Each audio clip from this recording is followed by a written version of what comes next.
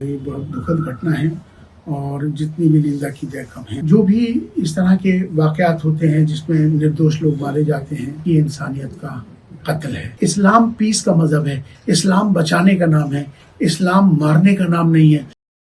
मुझे लगता है कि निर्दोष लोग इसमें मारे गए हैं। मैं अपना दुख प्रकट करता हूँ और तमाम पूरा देश इस समय बहुत दुखी है। जो भी इस तरह के वाकयात होते हैं जिसमें निर्दोष लोग मारे जाते हैं, मुझे लगता है कि ये इंसानियत का कत्ल है।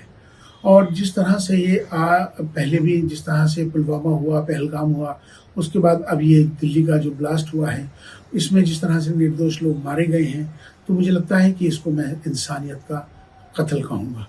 और जिस तरह से ख़ास तौर पे जो मुस्लिम समाज की तरफ से जो नाम आए हैं, जिस तरह से पढ़े लिखे लोगों के जो नाम आए हैं, ये और ज़्यादा दुखद हमारे लिए, हमारे समाज के लिए भी सामने बात आई है।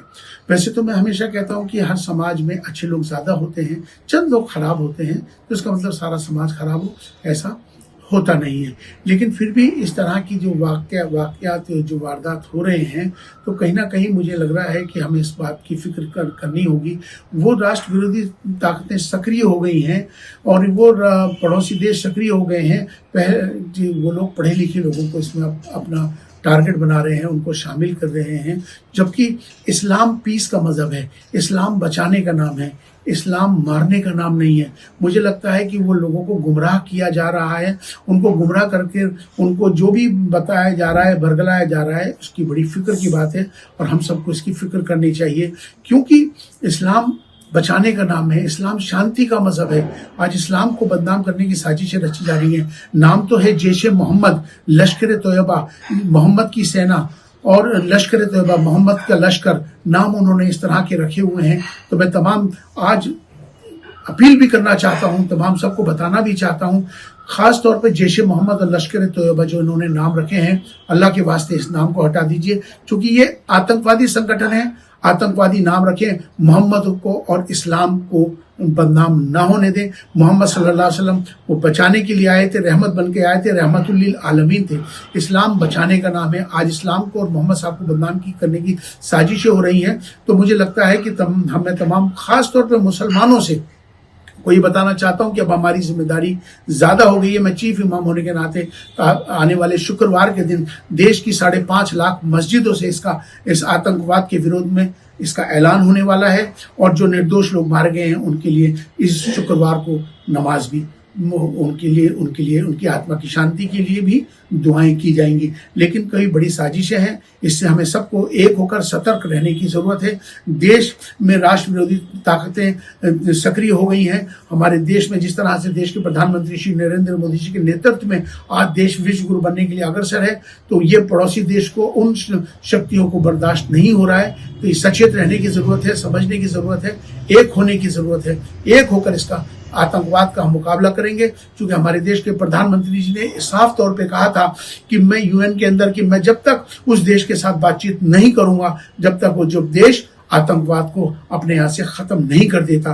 तो मुझे लगता है कि भारत ने आज इसकी शुरुआत, भारत इस आतंकवाद को बहुत जमाने से झेल रहा है और मुझे लगता है कि अब वक्त आ गया है कि सारे विश्व को आतंकवाद के विरोध में खड़ा होना होगा, तभी आतंकवाद का मुकाबला कर पाएंगे। चूंकि आतंकवादी हो या आतंकवाद, ये शैतान है और ये इंसानियत के दुश्मन है। आपने जैसे कहा मुस्लिम समाज को लेकर, तो कई बार जब नाम आते हैं मुस्लिम समाज के लोगों के जहाँ पर आतंकवादी घटनाएं, जैसे इस बार भी कई लोगों के नाम सामने आए हैं, आप ऐसे लोगों को क्या सीख देना चाहते हैं, क्या चेतावनी देना चाहते हैं?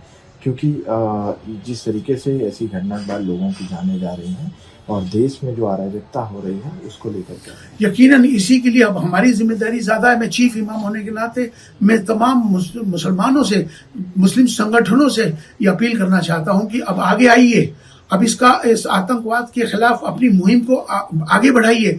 जितनी जिम्मेदारी हिंदू की है, सिख की है, हर समाज की, हर धर्म की है, तो हमारी भी उतनी जिम्मेदारी है, क्योंकि हमारा नाम, मुस्लिम समाज का नाम बदनाम हो रहा है, जबकि इस्लाम पीस का मजहब है, सलामती का मजहब है। मोहम्मद सल्लल्लाहु अलैहि वसल्लम रहमतुल लिल आलमीन बन के पूरी दुनिया में आए, रहमत बनकर आए थे। इस्लाम बचाने का नाम है, मारने का नाम नहीं है। लेकिन जो लोग इस तरह से हरकतें कर रहे हैं, लोग गुमराह हो रहे हैं या गुमराह किए जा रहे हैं, उन्हें समझने की जरूरत है और हमें आज एक होने के, एक होकर इस आतंकवाद के खिलाफ इसका विरोध करना होगा, एक साथ इसका मुकाबला करना होगा।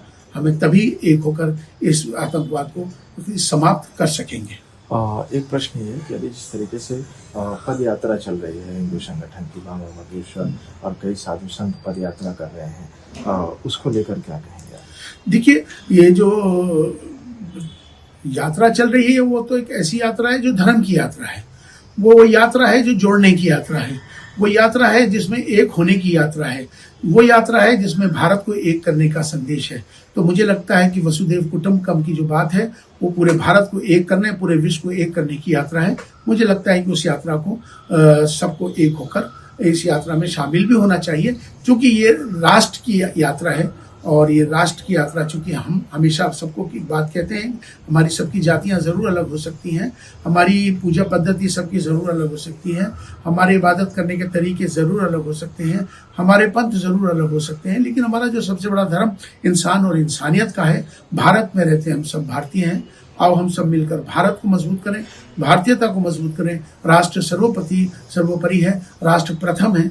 इस भाव के साथ हम सबको एक होना चाहिए। कई लोगों ने ये भी कहा कि उनकी यात्रा नहीं निकलने देंगे, और आप चीफ इमाम हैं, तो क्या आपको भी मौका मिलेगा कि आप शामिल होंगे? यकीनन मैं इस बात के लिए कहता हूँ कि ये चूंकि धर्म जो है, धर्म जोड़ने का नाम है, धर्म जोड़ता है, तोड़ता नहीं है। तो ये यात्रा धर्म की यात्रा है, वो यात्रा जिसमें राष्ट्र को एक करने की यात्रा है, जहाँ राष्ट्र एक होकर चलने की यात्रा है। तो मुझे लगता है कि जहाँ एक होने की बात है, जहाँ जुड़ने की बात है, जहाँ राष्ट्र की बात है, वहाँ एक होकर सबको रहना चाहिए। हम सबको एक होकर ही इस तरह से रहेंगे, तभी हम जाके पूरे भारत में, पूरे विश्व में विश्व बनेंगे।